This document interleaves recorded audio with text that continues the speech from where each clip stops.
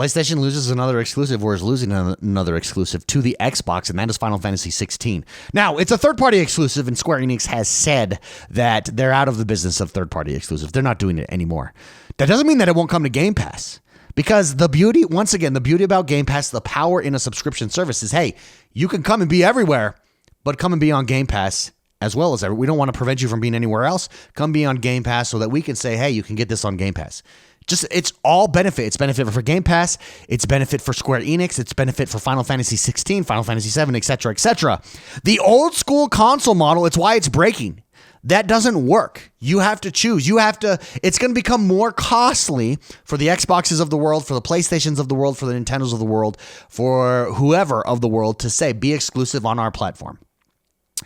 Because in the new generation of console gaming, the future generation of console gaming, the future generation of gaming, why?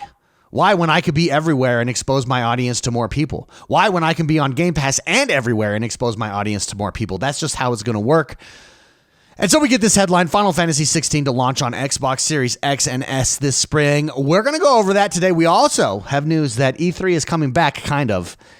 And that's very exciting. I think it's something that we have missed. I'm very excited to come back. There is value in meeting in person as gamers around a conference in which news is unveiled. I think that's better than Gamescom. I think Gamescom is a celebration of games.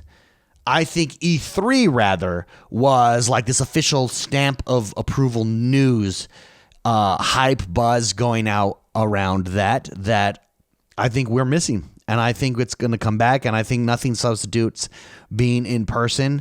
And it's going to serve. What new role does this serve? I don't know, but we're going to go over it today. We're going to talk about it. Before we do, though, don't forget to hit that like button, subscribe to this channel. My name is Expo the Gamer. We drop videos like this all the time right here. We've got a newsletter. We've got a Discord channel. We've got another YouTube channel. Did you know that? I got another YouTube channel where I talk about positive gaming. I talk about how to balance your life in gaming. What happens if you have gaming burnout, etc., etc. We're firing that back up. It's all in the links below. Go check it out. Let's go over this today. WCCFtech.com. Final Fantasy XVI to launch on Xbox Series X and X this spring. Final Fantasy VII Remake and Rebirth are being prioritized for the Nintendo Switch.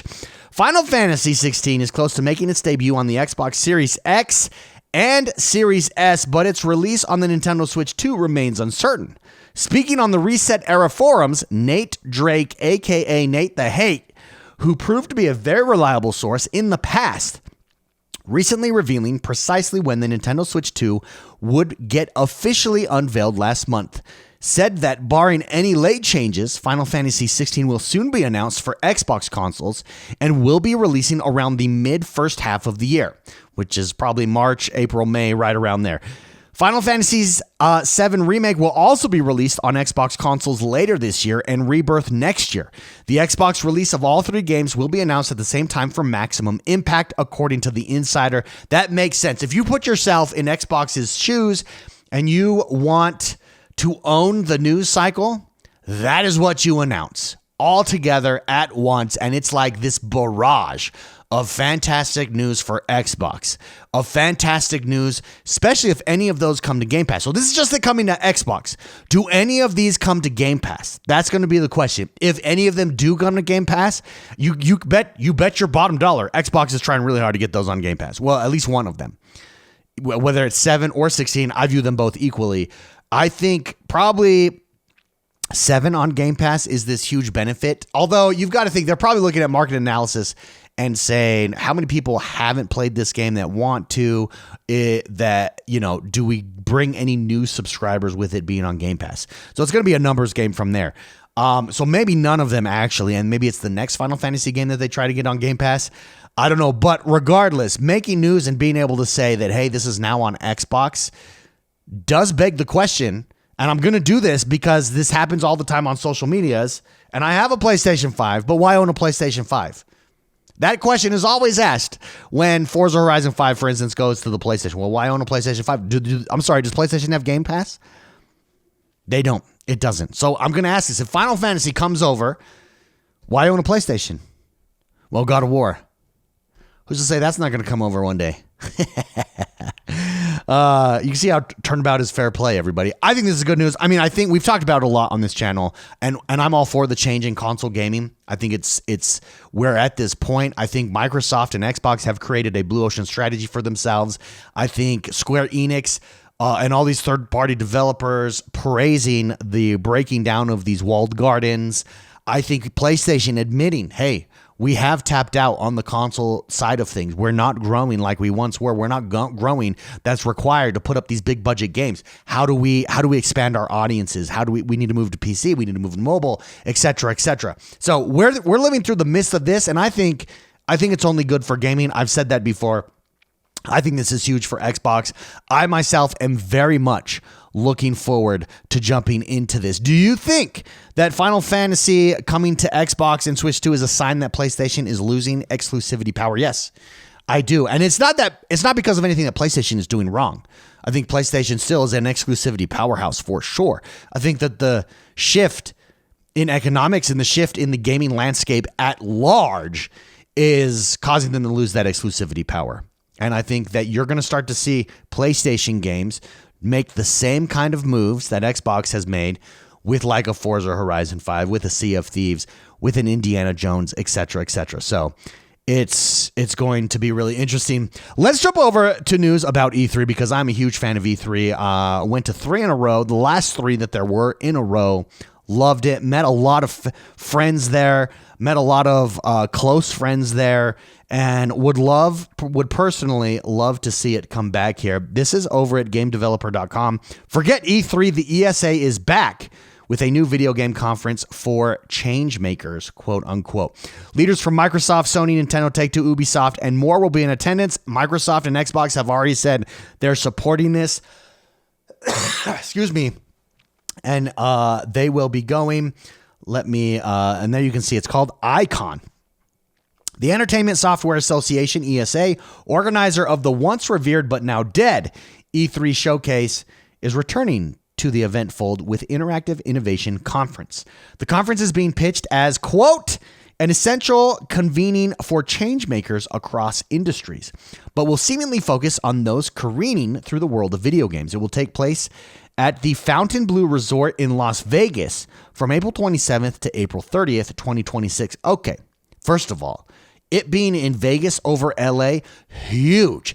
Vegas is easy to get to. It's much cheaper. Vegas is built for international and domestic travel. It's so much cheaper than flying into LA.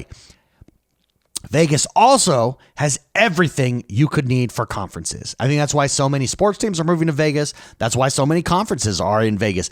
I love that this is moving to Vegas. This makes life so much better. I also love that it's being bumped forward to April instead of that June date that it traditionally was. Because it makes sense because Xbox has its own show that it does now.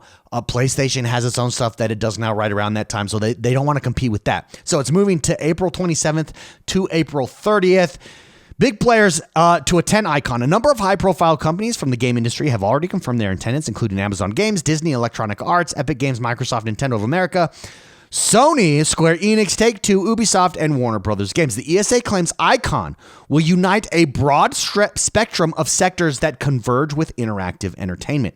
For decades, video games have been at the forefront of technological and cultural innovation, said ESA President and CEO Stanley Pierre-Louis. With iicon, we are creating a space for visionaries across industries to come together, connect, and reimagine what's possible through interactive entertainment.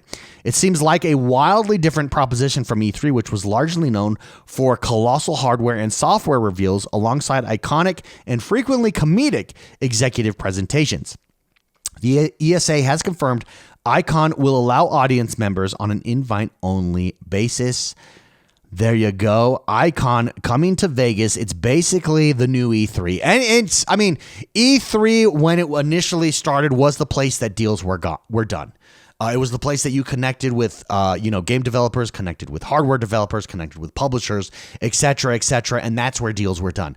As the industry has evolved and changes, that is no longer the case. That's no longer needed. It's not a priority. In the digital age, it's not necessarily needed there. I from what it sounds like, this sounds like, hey, this is a future look at gaming and gaming technologies and where we're going from here, which I like. Again, I love that it's in Las Vegas. If it's something that, I mean, you can apply to on an invite-only basis, I would love to go. I loved E3. I loved connecting with people. E3 initially started out as invite only and eventually became more consumer based and more something where consumers and gamers would go to and partake in. Does this become that? I don't know. It'll be interesting. The first one this year? 2026. So next year. So it won't be this year. It looks like next year. I mean, you need that much time. It's a lot. If you've ever put on an event or a conference, there is a lot of work that has to happen behind the scenes for it to go off successfully. So next year, 2026, April, look forward to it. If it's an evolution of E3 to something that is more relevant to today, I am here for it. 100%. I love that. Again, I love that it's in Vegas. I think that makes it much more accessible. LA and where it was in LA was hard to get to. It was expensive. It just didn't make a lot of sense. Las Vegas, the airport is right. It's 2 minutes from the Strip. That's where the conference is going to be held. So it just makes a lot more sense. It's cheaper to get to for everyone from around the world. International flights, national flights, doesn't matter. So well done. Love it. Very excited to see how this evolves and where it goes from here. Is it a good replacement for E3? I don't know. It's going to be interesting to see what it is. It could be if it evolves. I do think E3 needed to evolve. The question that I have is, I did like that it was fan-based, although that seemed to have gotten out of control there at the end, and Gamescom is packed. I think Gamescom serves that purpose. I like the invite-only aspect to this. And then let's see what's revealed, what's talked about. Why should I attend? It sounds like it's very future-oriented, forward-thinking. Here's the future of gaming, et cetera, instead of, hey, here's what we've made. Come play our game. So love to know your guys' thoughts. Where am I right? Where am I wrong? What do you think about Final Fantasy? Do you think it's going to come to Game Pass? Do you think it's not going to come to Game Pass? Do you think that it just comes to Xbox and then the next iteration of whatever Final Fantasy is out there, they work really hard to get? I think in my mind that makes the most sense as we've sat and talked through this today. Regardless, let me know in the comments below. Don't forget to hit that like button, subscribe to this channel. My name is X1 the Gamer. We drop videos like this all the time. Have a great rest of your day, and we'll see you next time. Bye-bye.